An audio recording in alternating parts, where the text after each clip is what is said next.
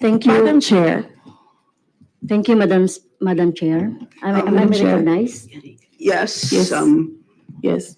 Yes, Madam Vice Yes. President. I would like to forgo the opportunity to defend the budget in a question and answer format. I will leave it up to the House to decide on the budget submitted.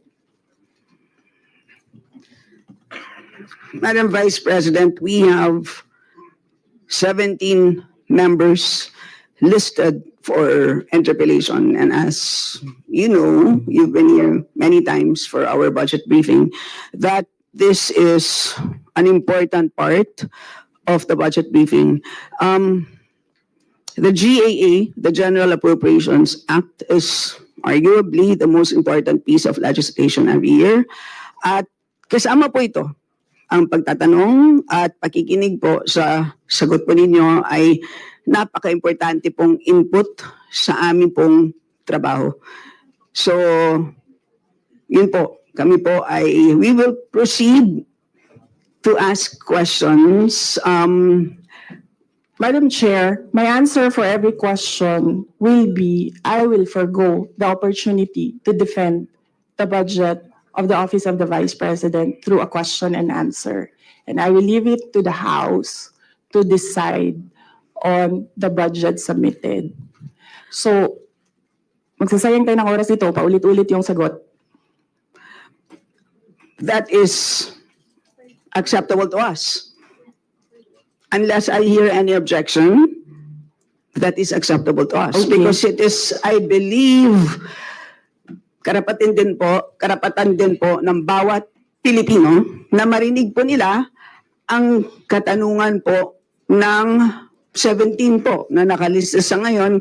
Palagay ko, kung meron pong dadating dito, baka dumagdag po. Pero marami pong issues na hinaharap po tayo ngayon.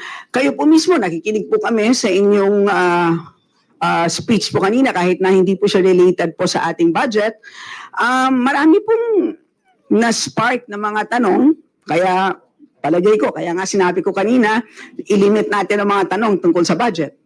So, yun po. So, kung kayo po ay binigyan po namin ng pagkakataon na i-share po ang insights, kami rin po ay magsasabi din po ng aming mga katanungan. So with that, the Deputy Minority Leader, Madam Franz Chair. Castro, may now proceed. With all due respect, I will not Madam Chair. repeat my question every time, my answer every time there is a question. May I seek permission that every time there is a question, that is my answer. Madam Chair, I will call you and you can do as you please, Madam Chair. But I will recognize you. Okay. And then, Madam Chair, may I be given the opportunity to explain why I will not and I will forgo the opportunity to defend the budget in a question and answer in the committee and leave it to the House of Representatives to decide on the budget submitted. Madam Chair, Madam point of Chair. order. Kasi po tapos na ang presentation time kanina. So that was the opportunity for the resource person para magsalita. So now we have formally entered the interpellation period. So mas mainam po na pakinggan na ng Vice Presidente ang tanong na ating mga House members. Tama po. So, the Chair agrees with the Honorable Chair. Manuel. Excuse me, We will Madam Chair. proceed with the question and Excuse me, Madam Chair. Wait or order. please wait to be recognized, sir. So we will proceed That's my at this point point. of order, Madam Chair. And what is your point of order? May we know the rule on which your point of order is based? The Honorable Bautista, may we know the rule on which your point of order is based? Because the Vice President already manifested that Kindly, sir, present the rule so we can rule accordingly. What is the rule on which your point of order? What is the point of order first and the rule?